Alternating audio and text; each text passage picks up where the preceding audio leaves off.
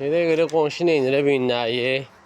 Bayaq gördüm qonşu gəldi. Ay maşallah. Yorulmuyorsan ay usta. Sağ ol, sağ ol. Hadi. Ay maşallah, ay maşallah. Nə qədər dəri götürmüsən maşallah, maşallah olsun. Ay maşallah, ay maşallah. Ceylan dərisidir qonşu bu deyəsən. Ya. Allah xeyir versin. Qonşu bağa canı qurluq edir ha, maşallah olsun. Meyvədən boldur qonşu. Nuşican. Sağ ol ay qonşu. Ay maşallah. Bunlardan laksa nə yaradacaqsan? Gödəkçə gilet kim nə istəyir?